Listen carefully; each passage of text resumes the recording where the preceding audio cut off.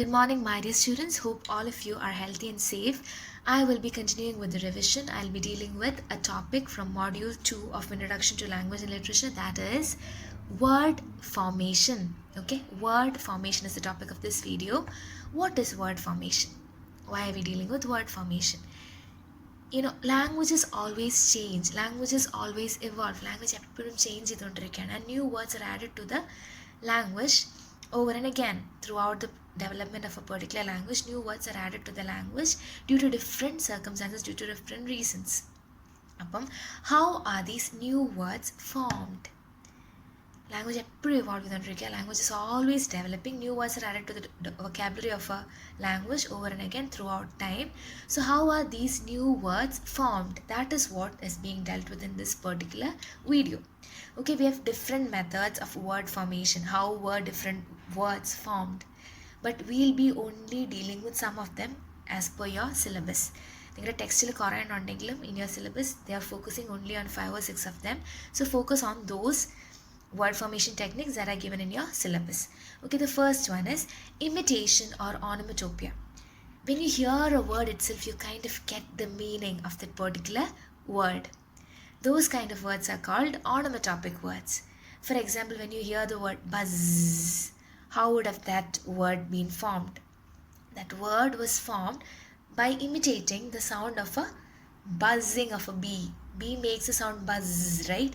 So the word buzz was actually formed by imitating the sound of the bee. Hiss.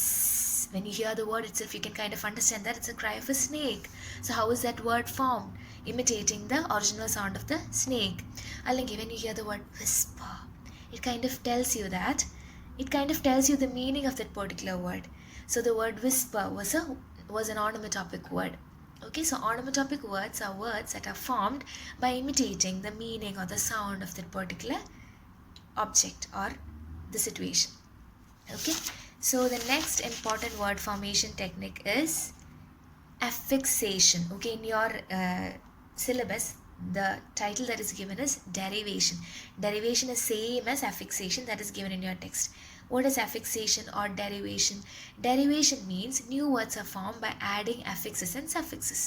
You already know what affixes are, right? Affixes in agathu varuneyanu suffix and prefix. Do you remember? Affixes എന്ന് പറഞ്ഞാൽ ഇപ്പോൾ നമ്മളൊരു വേർഡിൻ്റെ പുറകിലോ മുന്നിലൊക്കെ എന്തെങ്കിലും extra add ചെയ്യുമ്പോൾ അതിനാണ് നമ്മൾ affixes എന്ന് വിളിക്കുന്നത്. You guys might remember that when you consider the word friend, unfriend, un is added to the word friend and a new word is formed, unfriend. Allengi ship is a suffix that an affix that comes after a word is called suffix, as you all know. So when you add ship to the word friend, another word friendship is formed. So the base word for all these words were friend. You added un to it and a new word is formed. So that is an example of affixation. You added ship to this word, another word is formed. So that is an example of affixation. So new words are formed by adding prefix or suffix. As you all know, prefix is suffix is something that we add after the word. So new words are formed by adding affixes and affixation or derivation. Okay, and the next important topic is abbreviation. Another word for abbreviation is clipping or shortening. That's also very interesting. Like we right now say the word bus, right? bus, namku bus li pom, we say that we'll go by bus. Do you guys know what was the original word for the word bus?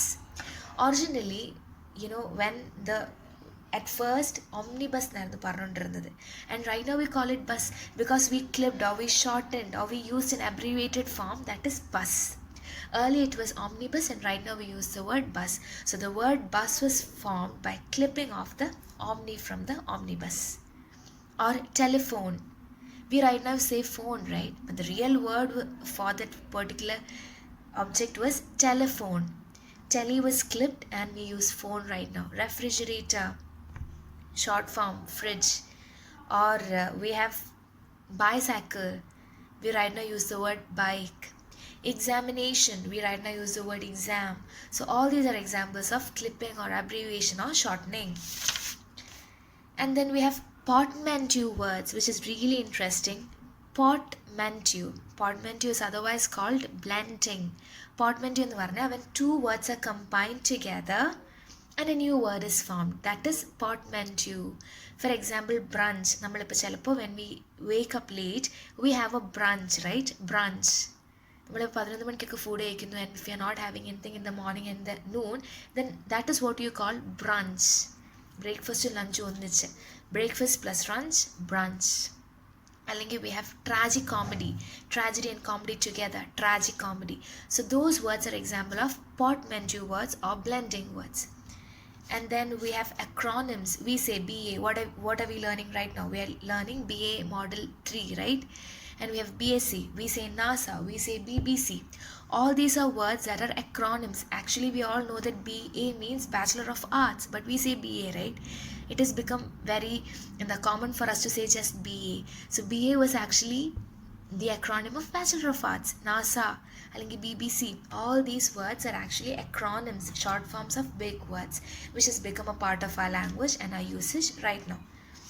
And then we have compounding. Compounding എന്ന് പറഞ്ഞാൽ two words coming together. Earlier we have dealt with portmanteau. Two words coming together and some part of the first word and some part of the second word come together to form a new word and a portmanteau. But compounding is two words coming together and we call it together. Like for example, breakfast. We say breakfast, right? Breakfast എന്ന് പറഞ്ഞാൽ എന്താണ്? How was that particular word formed? That particular word was formed from two words. Break, fast. നമ്മളൊരു fast break ചെയ്യുക.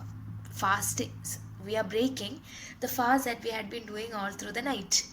So that is breakfast. That word has become together and we use it together. നമ്മൾ breakfast എന്ന് രണ്ടായിട്ടല്ല എഴുതുന്നത്. We write it together. We write it as BREAKFAST together, right?